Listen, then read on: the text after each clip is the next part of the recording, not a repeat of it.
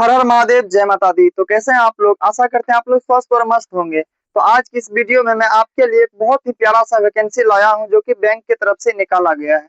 ये वैकेंसी जो है कि ग्रामीण बैंक की तरफ से निकाला गया है। ऑल इंडिया वैकेंसी है, यानी बिहार के, सॉरी, भारत के सभी राज्य में इसका वैकेंसी आएगा। तो आप लोग जो है कि इसका फॉर्म भरना ना भूलें, क्योंकि वैकेंसी बहुत अच्छा रहने वाला है। इसमें जो है कि काम बहुत अच्छा आपका रहेगा, ऑफिशियल वर्क रहने वाला है। इसमें जो है कि पोस्ट जो है कि दो दो पोस्ट निकाला गया है। एक जो है कि कलर के लिए जो है कि निकाला गया है, एक कलर का पोस्ट है और दूसरा पीओ का पोस्ट है। समझ गए? तो इसके बारे में हम लोग ए टू जेड जानकारी इस वीडियो में जानने वाले हैं। तो चलिए हम लोग बिना देर के वीडियो को स्टार्ट करते हैं और जानते हैं इस वैकेंसी के बारे में। तो आप लोग देख सकते हैं कि ग्रामीण बैंक आरआरबी भर्ती 2026, यानी 2026 में ग्रामीण बैंक के लिए एक नया भर्ती निकाल दिया गया है। समझ गए? इसके आवेदन की बात की जाए तो इसका आवेदन जो है कि 31 अगस्त से स्टार्ट हो रहा है। आपका 31 अगस्त से इसका आवेदन शुरू होने जा रहा है, तो आप लोग सतर्क हो जाएं। समझ गए? उसके बाद कुल पद की बात की जाए तो इसमें 10,000 से प्लस, 10,000 से, अगले बार भी जो है कि 10,000 कह रहा था, लेकिन उससे ज्यादा पोस्ट आया। समझ गए? तो इस बार भी जो है कि संभावित पोस्ट 10,000 से प्लस आने का चांस है।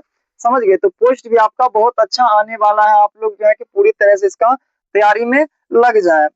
परीक्षा की बात की जाए तो इसमें आप लोग देख सकते हैं कि आपका दो एग्जाम होने वाला है। एक आपका प्रीलिम्स होगा और दूसरा मेंस होगा। यानी जिस तरह से दरोगा में एक पहले प्री एग्जाम होता है, दूसरा मेंस होता है, उसी तरह से इसमें भी जो है कि आपका एक पहले होगा प्रीलिम्स, दूसरा मेंस होने वाला है। समझ गए? उसके प्री आप निकाल लीजिएगा, उसके बाद आपका मेंस होगा, उसके बेसिस पर आपका मेरिट बनेगा और सिलेक्शन होगा। समझ गए?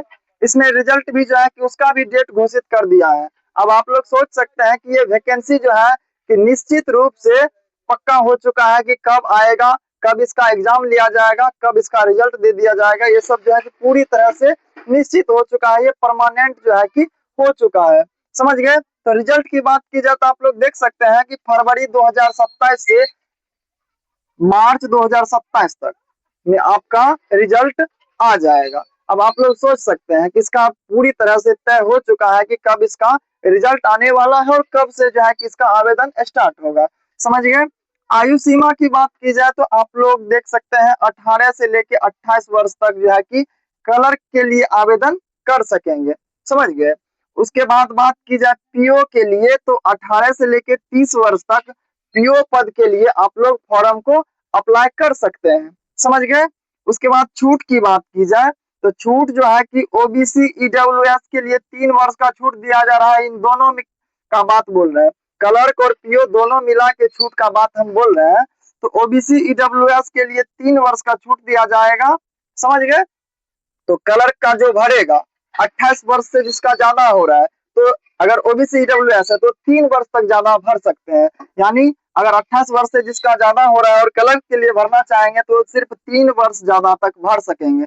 यानी 28 से लेके 31 वर्ष तक जो है कि ये भर सकते हैं ओबीसी ईडब्ल्यूएस वाले। समझ गए?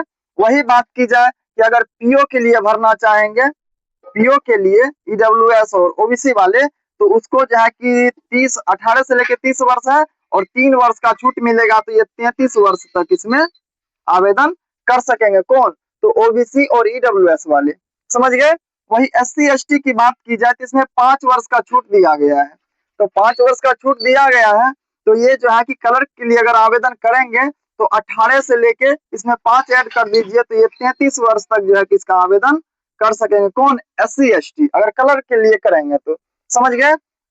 वही बात की जाए पीओ के लिए, अगर एससी एसटी आवेदन करना चाहेंगे तो उसको 5 वर्ष का छूट मिलेगा। उसके हिसाब से आपको 35 वर्ष तक के एज में आप लोग इसका आवेदन कर सकेंगे। यानी एससी एसटी कोई भी है, अगर पीओ का आवेदन करना चाहेंगे, 30 वर्ष से अगर ज्यादा एज है, तो आप 5 वर्ष ज्यादा तक आप लोग इसमें आवेदन कर सकेंगे। यानी 18 से लेकर 35 वर्ष तक आप इसमें आवेदन कर सकेंगे। समझ गए? योग्यता की बात की जाए तो आपको जो है कि बीए, बीएससी, बीकॉम कुछ भी किए हो, लेकिन ग्रेजुएशन क्लियर होना चाहिए। यानी आपका बीए कंप्लीट होना चाहिए। आप ग्रेजुएशन किए हैं, किसी भी सब्जेक्ट से किए हैं, तो आप लोग इसमें आवेदन कर सकते हैं, कोई टेंशन की बात नहीं है। उसके बाद कंप्यूटर ज्ञान यानी बेसिक कंप्यूटर नॉलेज होना थोड़ा जरूरी है। नहीं है तो कंपलसरी नहीं है, लेकिन थोड़ा बहुत कंप्यूटर नॉलेज रहना जरूरी है, समझ गए। उसके बाद स्थानीय भाषा, यानी आप जिस राज्य में आप इसका आवेदन करेंगे उस राज्य का आपको भाषा आना चाहिए। अगर आप बिहार से कर रहे हैं तो आपको हिंदी आना जरूरी है। बिहार यूपी से कर रहे हैं तो इसमें जो है कि हिंदी चलता है, तो स्थानीय भाषा हिंदी आपको आना जरूरी है। अदर स्टेट से कर रहे हैं तो अदर स्टेट का जो लैंग्वेज होगा, जो भाषा होगा, वो आपको आना चाहिए, समझ गए। तब आप इसमें आवेदन कर सकते हैं।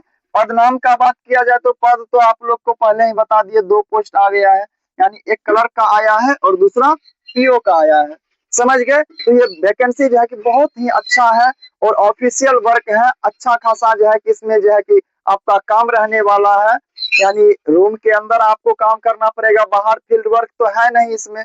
तो आप लोग कमेंट में बताइएगा कि ये वैकेंसी आपको कैसा लगा, और वीडियो अच्छा लगा तो आप लोग वीडियो को लाइक कीजिए। चैनल पर पहली बार आए हैं तो चैनल को सब्सक्राइब कर लीजिए और इस वीडियो को अपने दोस्तों में भी शेयर कर दीजिए, ताकि उन्हें भी इस वैकेंसी के बारे में जानकारी मिले और वो भी जो है कि अपना तैयारी करके एक सीट इसमें अपना हासिल कर सके। तो चलिए मिलते हैं एक नए वीडियो में नए वैकेंसी के साथ, तब तक के लिए जय हिंद।